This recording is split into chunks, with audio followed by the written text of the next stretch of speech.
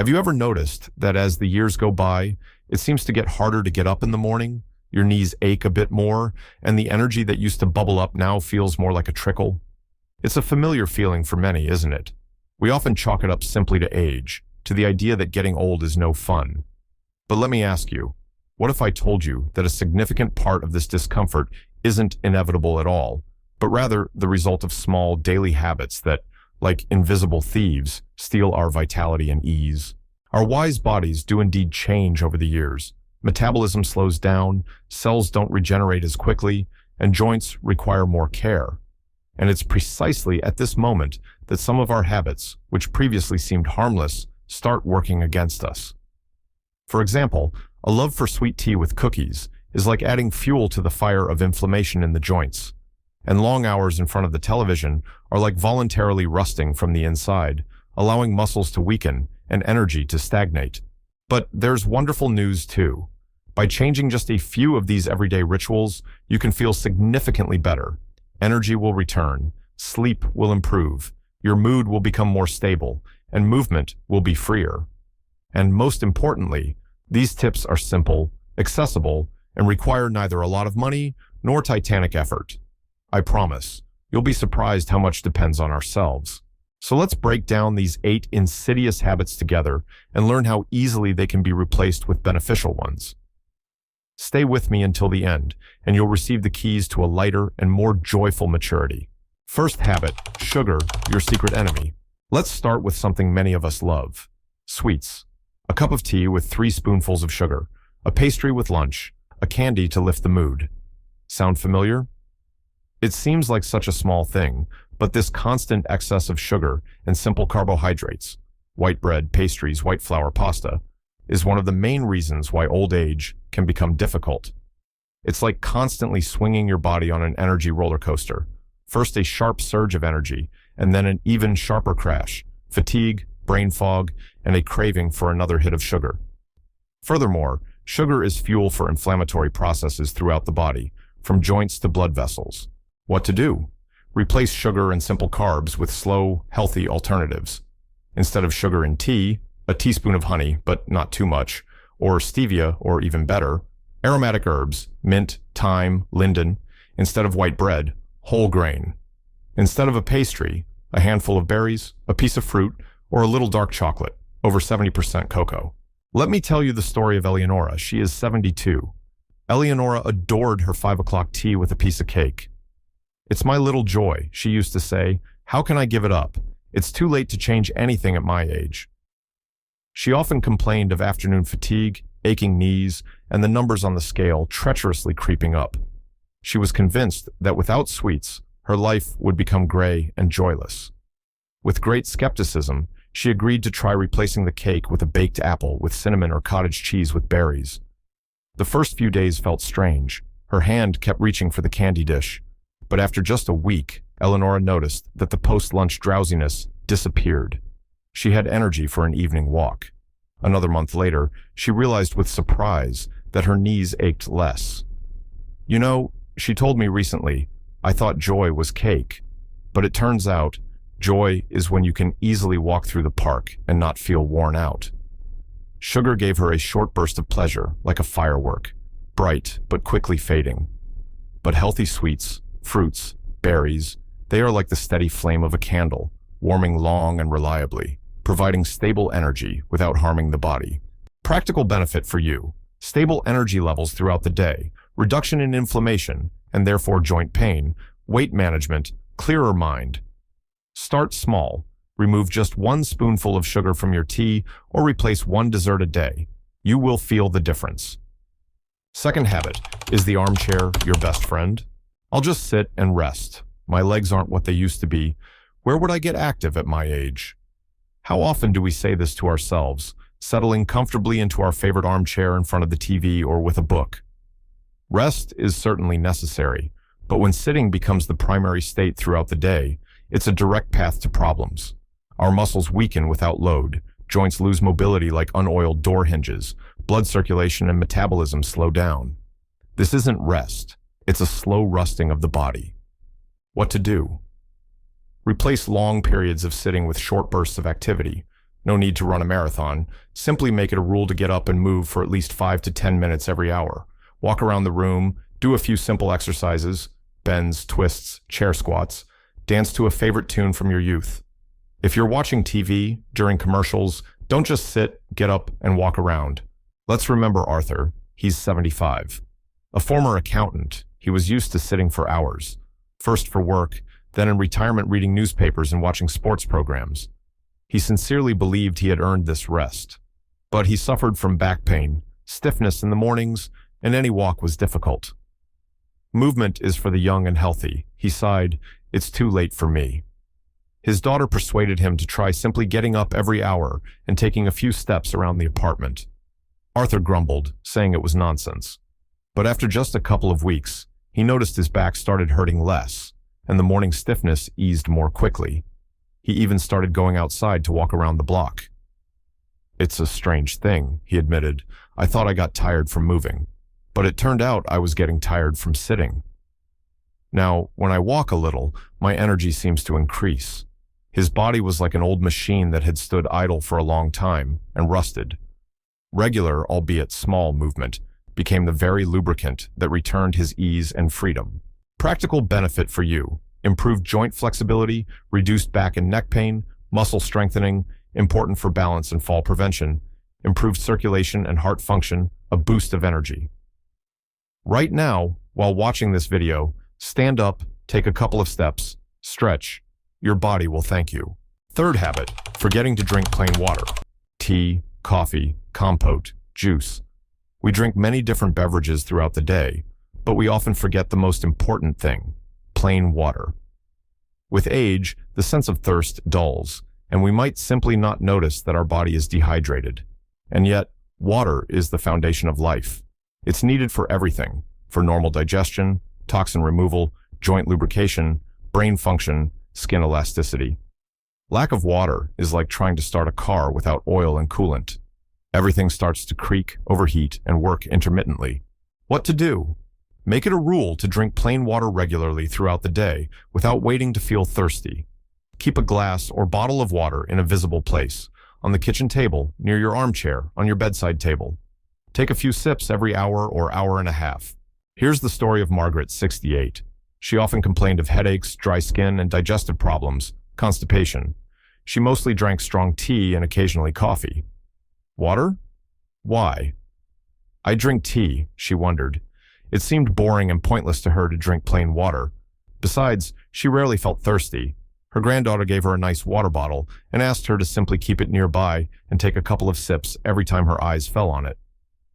Margaret agreed, albeit without enthusiasm.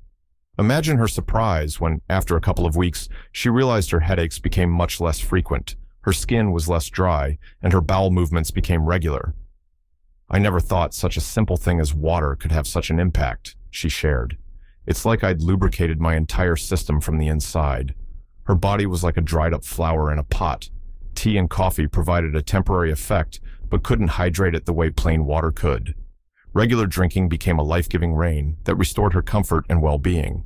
Practical benefit for you: improved digestion, reduced headaches and fatigue, improved concentration, healthier skin, support for kidney and joint function.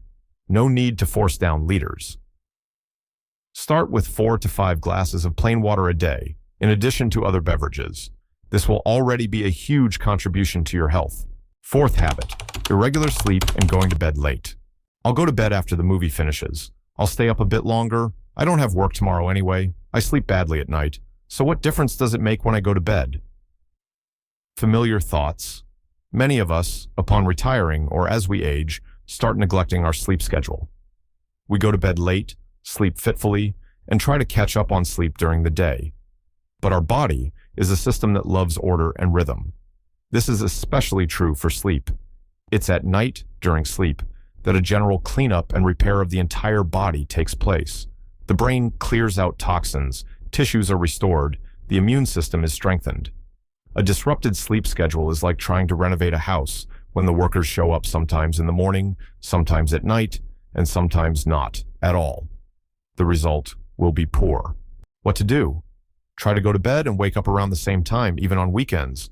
Create a bedtime ritual for yourself. An hour before sleep, turn off the TV and bright lights, read a book, take a warm bath, listen to calm music, air out the bedroom. David, 70 years old, was a typical night owl. He loved watching late-night news and political talk shows, going to bed well after midnight. He woke up feeling drained, irritable, and felt drowsy during the day. What's the point of a schedule at my age? He'd brush it off. He was convinced it was just age-related, and nothing could be done. His doctor advised him to try going to bed no later than 11 p.m. and waking up around 7-8 a.m. David resisted. I won't fall asleep that early. I'll just lie there staring at the ceiling. The first few nights, it was indeed difficult to fall asleep. He read a book by the dim light of a nightstand lamp, but after just a week, he noticed falling asleep became easier. And most importantly, he started waking up feeling rested. His mood improved. He reacted more calmly to small things. Turns out, my body had simply been begging for order all this time, David marveled. I thought I was controlling my sleep, but actually, chaos was controlling my well-being. His erratic schedule was like a clock that's constantly fast or slow, unreliable. But the established routine became a reliable mechanism that restored his energy and peace of mind. Practical benefit for you: improved mood and memory, increased daytime energy levels, strengthened immune system, reduced risk of cardiovascular disease. Try shifting your bedtime just 15 to 30 minutes earlier. Create a pleasant evening ritual, and sleep will become your ally. Fifth habit: voluntary isolation. I don't want to bother anyone. I'm fine on my own. Everyone's busy with their own lives. With age, our social circle can shrink. Children have grown up, friends have moved away or passed on. Getting out of the house has become more difficult, and we gradually start spending more time alone. But humans are social creatures. Communication, support, a sense of belonging. These are basic needs, just like food or sleep. Chronic loneliness impacts not only mood, but also physical health, increasing the risk of depression, heart disease, and even cognitive decline. It's like a flower that's no longer watered or put in the sun. It begins to wither. What to do? Consciously seek out and maintain social connections. Call friends and relatives just to chat. Invite neighbors over for tea. Join an interest group: choir, crafts, chess, Nordic walking. There are many clubs for seniors nowadays. Don't be afraid to take the initiative. Susan, 78, almost stopped leaving the house after her husband's death. Her children lived far away. Friends were busy with grandchildren. The days dragged on, monotonous and dreary. Who needs me with my ailments and old people talk, she thought, feeling like a burden. It seemed easier to stay home than to impose on anyone. A neighbor literally took her by the hand to the local Golden Age Club where other retirees gathered. They sang songs, read poems, discussed books. Susan felt awkward and shy at first, but the warmth with which she was welcomed, the genuine interest in her stories about the past, the chance to simply laugh together, all of this melted her heart. She felt alive, needed, and interesting again. I'd forgotten how wonderful it is, just to have a heart-to-heart talk, to laugh at a joke, she shared. I thought loneliness was my destiny, but it turned out I just needed to take a step towards people. Her life before was like a quiet, stagnant pond, and social interaction became a fresh stream that brought movement, joy, and new meaning into her life. Practical benefit for you: improved mood, reduced feelings of loneliness and anxiety, stimulation of mental activity, a sense of support and belonging, prolonging an active life. Think about who you could call or meet with this week. Even a short conversation can brighten your day. Sixth habit: focusing on negativity and complaints. Oh, my blood pressure is acting up again. The weather's awful. My bones ache all over. Nothing but upsetting news. Things were better before. Have you noticed how easy it is to slip into a stream of complaints and negative thoughts? With age, reasons for worry can indeed increase. Health falters, the world changes too quickly. But constantly focusing on the bad is like wearing dark glasses that color everything around you gray. It's emotionally draining, spoils the mood not only for you, but for those around you, and can even worsen physical well-being through psychosomatics. What to do? Consciously shift your focus to the good, even the small things. Practice gratitude. Notice the beauty around you: a sunbeam, birdsong, tasty tea, a grandchild's smile. Limit exposure to negative news. Try to share more positive or neutral things in conversation, not just complaints. George, 80, was a known grumbler. He started every conversation complaining about his health, the government, young people. He sincerely believed he was telling the truth, but it left him feeling constantly down and tired. His wife was tired of the constant negativity, and his grandchildren tried to call less often. What is there to be happy about at my age? He wondered. His therapist suggested a simple exercise. Every evening, write down 3 things he was grateful for that day. George scoffed, calling it kindergarten stuff. But he decided to try for his wife's sake. It was difficult at first. Well, the sun was shining. Well, the soup was tasty. Well, the cat came to purr. But gradually, he began to notice more good things. The shopkeeper's smile, a neighbor's help, an interesting movie on TV. After a month, he noticed he became less irritable and felt somehow lighter inside. He even caught himself telling his grandson a funny story from his youth instead of the usual complaints. My mind was like a garden, overgrown with the weeds of complaints and dissatisfaction, he said later. And this gratitude practice is like I slowly started weeding out those weeds and planting little flowers of joy, and the garden started to look completely different.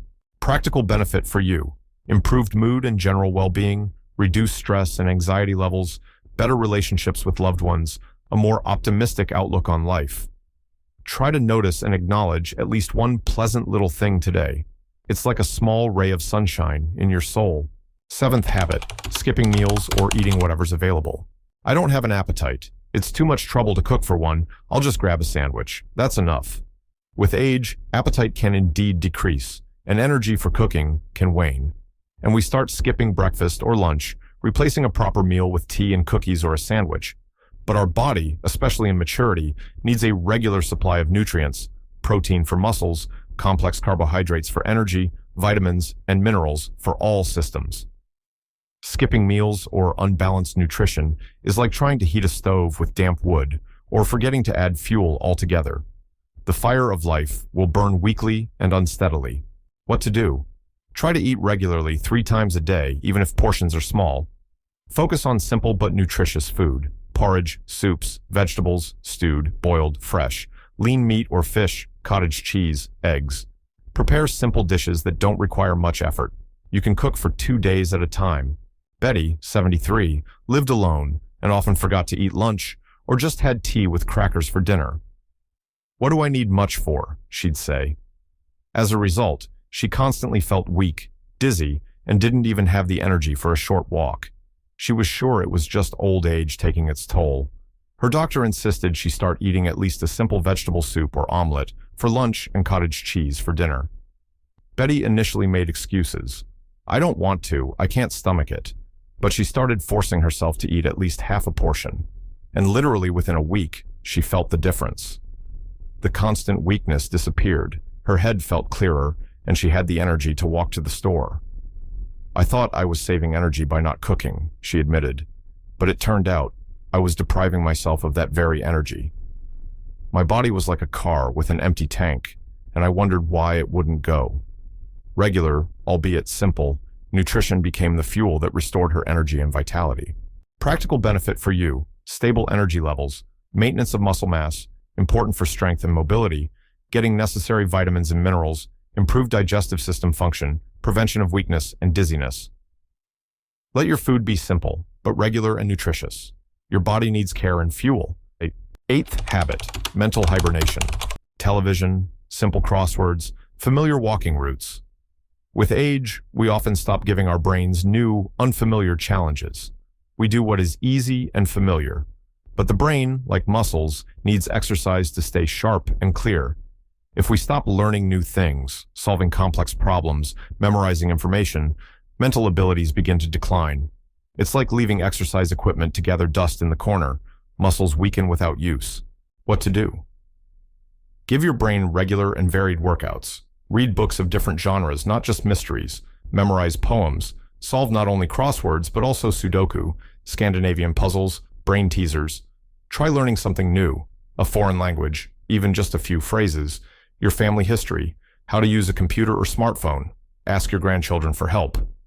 Play board games that require strategy: chess, checkers, cards. Converse on various topics. Robert, 76, a former engineer, mostly watched TV and read newspapers after retiring. He started noticing he was forgetting names, losing the thread of conversations, finding it hard to concentrate. My memory isn't what it used to be. Age is taking its toll. He sighed. He felt his brain had gotten old and wasn't capable of much anymore. His son gave him a tablet and showed him some websites with logic games and online courses for beginners, like art history, which Robert had once been interested in. Robert initially resisted. What use is this technology to me? I won't understand anything. But curiosity won out. He started with simple memory games, then tried a course. It wasn't easy. He had to exert himself, recall things, figure things out. But after a couple of months, he noted with surprise that his mind started working more clearly. He remembered information better, and even his old engineering knowledge started resurfacing. My brain was like a hibernating bear, he joked, and these puzzles and lectures woke it up. Turns out it's still capable of a lot. It was just bored. The new mental workload became like a workout for his mind, restoring his mental sharpness and self-confidence. Practical benefit for you: maintaining cognitive functions, memory, attention, thinking, dementia prevention, increased self-esteem, broadening horizons, interesting leisure activity. Find something that interests you. Even 15 to 20 minutes of mental gymnastics a day can yield excellent results.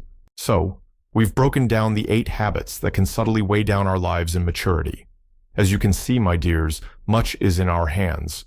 Of course, we cannot turn back time, but we can certainly make our present and future days lighter, more energetic, and more joyful.